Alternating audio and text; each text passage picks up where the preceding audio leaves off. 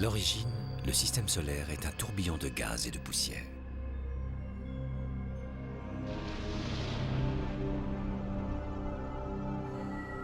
Petit à petit, ces éléments se regroupent pour former une masse compacte, de petits morceaux de matière plongeant dans de plus larges agrégats pour former les planètes. 4,5 milliards d'années plus tard, voici Mercure, la planète la plus proche du Soleil. Après Mercure, 3 autres petits mondes rocheux. Vénus, la planète Terre et Mars. À des millions de kilomètres, les géantes gazeuses, Jupiter, Saturne et ses anneaux. Puis Uranus et Neptune et, plus loin encore, Pluton. Et les débris rocheux naviguant dans la ceinture de Kuiper. Aux confins du système solaire, voici les comètes du nuage de Oort, des blocs de glace aussi vieux que les planètes.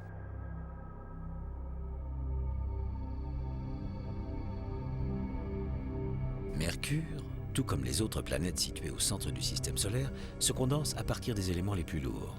Les éléments plus légers ne survivent qu'à partir de Jupiter et au-delà. Ce phénomène de condensation, ainsi que la proximité de Mercure avec le Soleil, en ont fait un rocher solide. Nuit claire sur la Terre. Mercure sur la droite, Vénus tout en haut, traverse le ciel au niveau de l'horizon. Mercure, si petite, éclaire à peine la ligne d'horizon au crépuscule et à l'aube. C'est la planète la plus difficile à observer. Retournons maintenant sur la Terre. Nous ne voyons ici qu'une partie de leurs orbites. Vénus, la deuxième planète à partir du Soleil, met 225 jours pour parcourir son orbite. Mercure, seulement 88. Parfois, Mercure se trouve dans l'alignement de la Terre et du Soleil. On la voit alors traverser le disque du Soleil.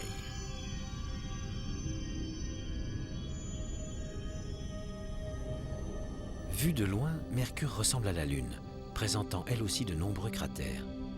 Mais elle cache en son cœur un noyau extraordinairement riche en fer, un noyau de la taille de la Lune. Avec ses 70% de fer, Mercure est la plus dense des planètes.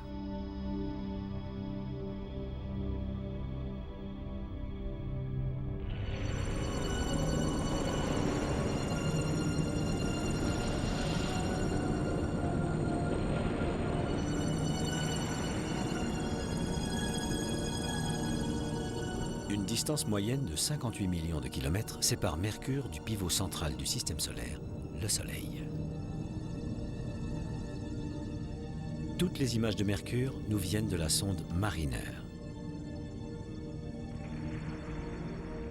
Novembre 1973, mission Mariner 10. La sonde s'envole vers la planète la plus proche du Soleil. Les configurations orbitales sont telles qu'il ne faut alors que 3 mois à Mariner pour atteindre les régions de Vénus. De là, bénéficiant des lois gravitationnelles, elle est propulsée par Vénus en direction de Mercure. La rencontre a lieu en mars 1974. Mariner y réalise alors 3 vols d'approche. En voici les résultats. Mercure ressemble à un champ de bataille.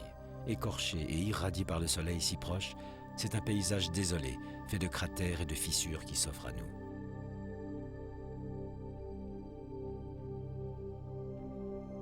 Voici un côté de Caloris, nom donné au site où un extraordinaire impact a formé un cratère d'un diamètre de plus de 1300 km.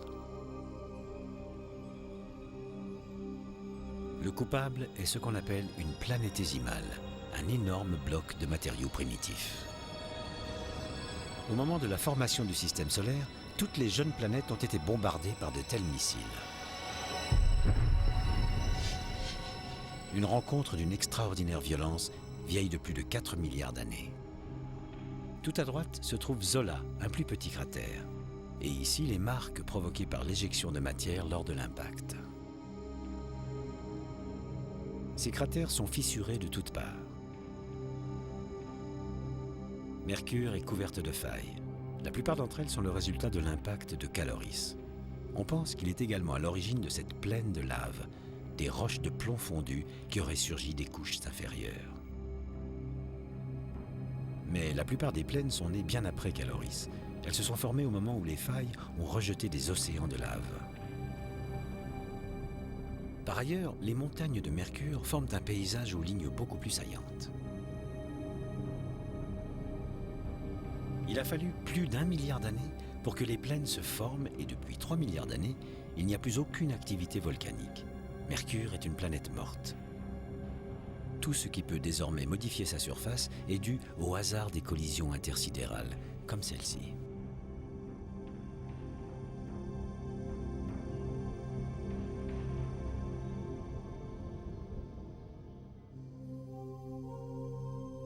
La flèche nous montre que Mercure tourne extrêmement lentement sur son axe. En parcourant son orbite solaire, elle a seulement tourné 1 fois et demie sur elle-même, ce qui a pour résultat un calendrier un peu fou. À savoir qu'une journée mercurienne est 2 fois plus longue que son année. Un jour mercurien dure 176 jours terriens, une année seulement 88.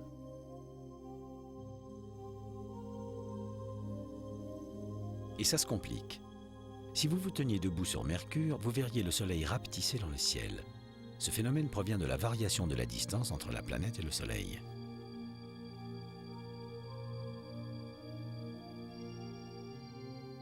La planète décrivant une orbite elliptique, le Soleil apparaît plus grand quand Mercure s'en rapproche. De loin, il est 2 fois plus petit. Mais il y a encore plus étrange. Chaque fois qu'elle passe au plus près du Soleil, Mercure accélère pour ralentir ensuite.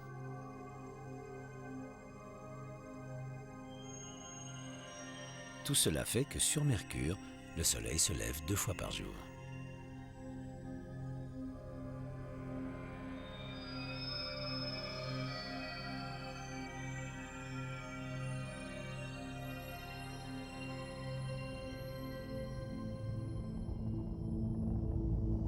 Parce qu'elle est proche du Soleil, Mercure est une planète très chaude. À midi sur l'équateur, la température peut atteindre 430 degrés Celsius pour redescendre parfois la nuit jusqu'à moins 170 degrés. C'est la seule planète à avoir une variation de température de 600 degrés.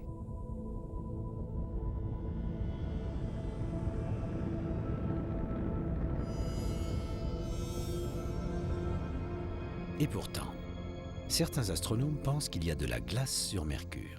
De la glace protégée des brûlures du Soleil.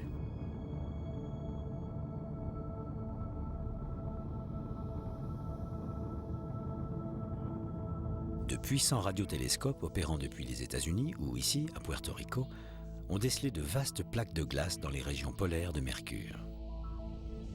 S'il y a véritablement de la glace, elle a pu être déposée là par des comètes et préserver des rayons du Soleil dans la pénombre des cratères. Mais avant de pouvoir valider cette hypothèse, il faudra attendre une prochaine mission vers Mercure. Car il est impossible de l'observer à travers nos instruments optiques géants. Elle est trop proche du Soleil éblouissant.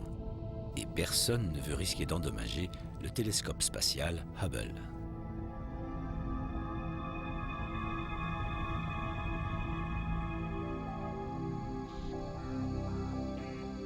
Avec un diamètre de tout juste 5000 km, Mercure est la plus petite des planètes du système solaire.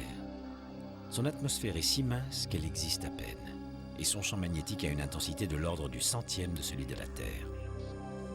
Presque tout ce que nous savons aujourd'hui de Mercure nous vient de Mariner 10.